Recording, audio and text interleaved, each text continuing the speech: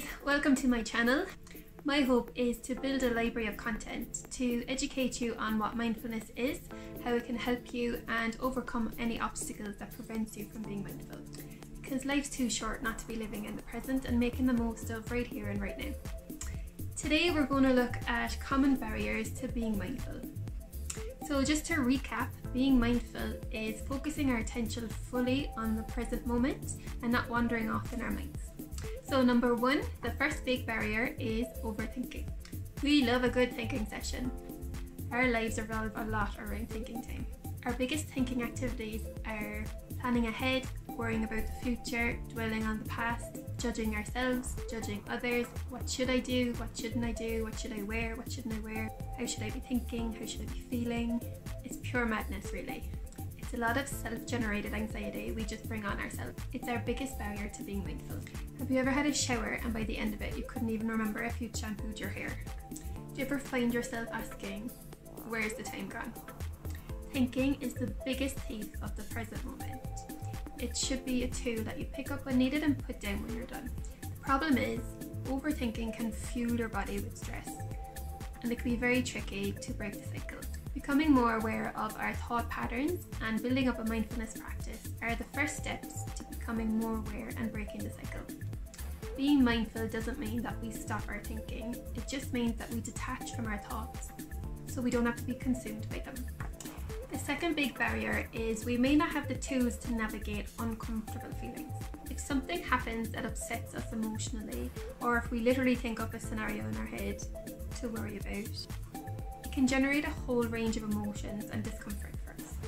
If we don't have the awareness and skills to regulate them and let them go, we often find ways to avoid dealing with them, such as comfort eating, drinking, smoking, cigarettes or weed, keeping busy, or having arguments with someone who's trying to make us face the emotion head on, and so on and so on. Emotions are designed to come and go. We tend to attach to our emotions for longer than we need to, which prolongs our suffering and makes us more susceptible to stress. The problem is that emotion sits in our bodies until we find ways of letting them go. The more we avoid our emotions, the more we avoid living in the present. The next one is unhealed trauma. A lot of us actually have unhealed trauma on some level or another.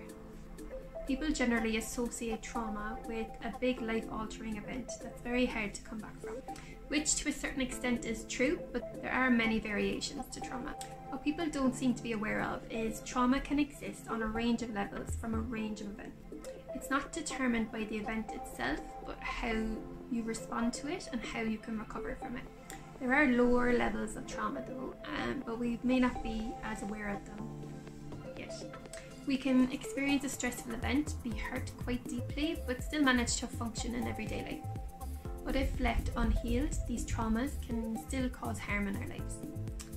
If you find yourself reacting to an event, and that reaction is generally disproportionate to what a normal reaction would be to that event, you may have triggered an unhealed trauma.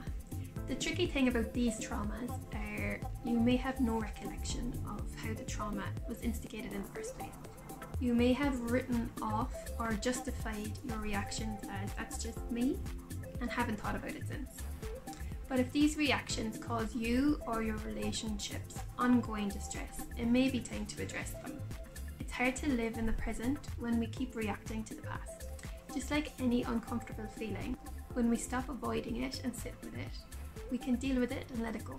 The fourth barrier of being mindful is our disconnection.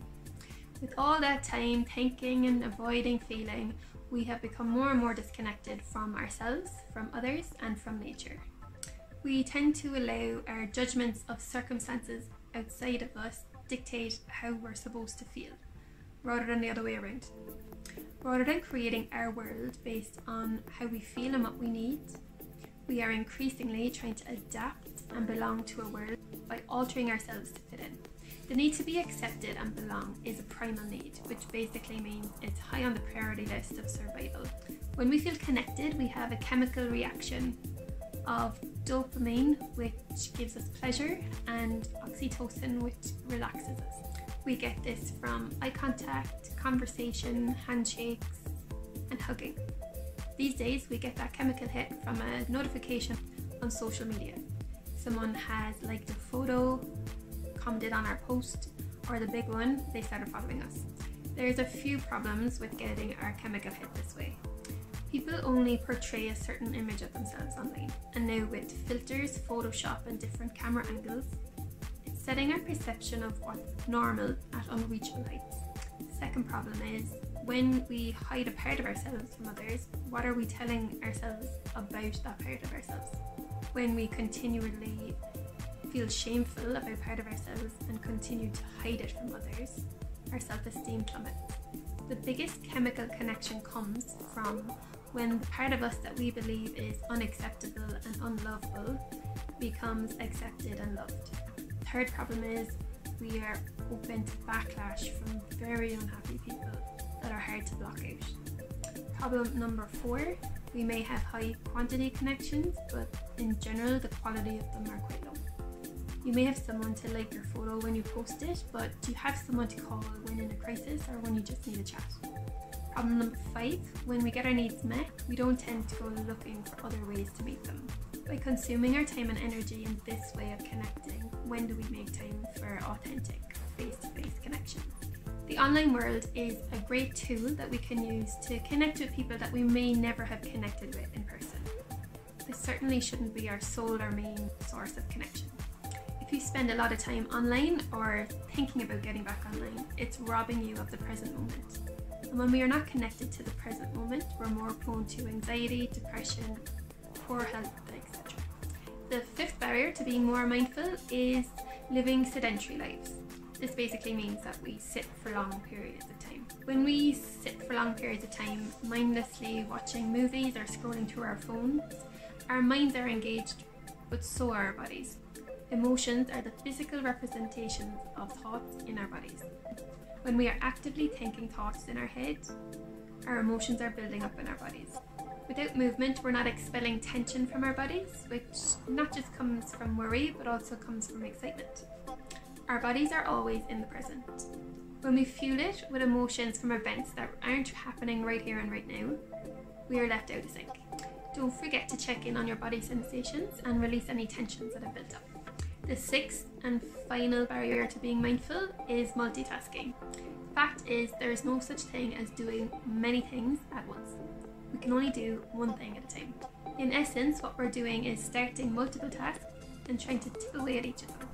We are never fully present with each task. Chances are we're physically doing one but thinking about another. When we are fully engaged in the present moment, we are paying full attention, body and mind, on one thing at a time. When our thinking chirps up and tries to distract us, we just slowly bring our attention back to the task at hand. So why do we feel the need to get everything done at once? We love keeping busy. We've built a whole culture of getting patted on the back when we're kept busy and criticised for being lazy when we're doing nothing.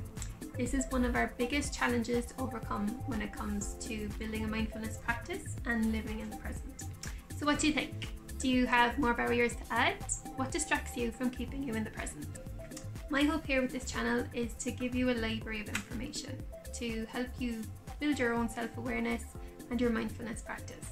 I've put together a free Introduction to Mindfulness Practice course to help you kickstart your practice. I'll leave the details in the description box below. If you like this video, please give it a thumbs up. If you have any questions, leave them in the comments below, or I'll leave my contact details in the description box below. And if you'd like to stay updated on my future videos, don't forget to hit the subscribe button.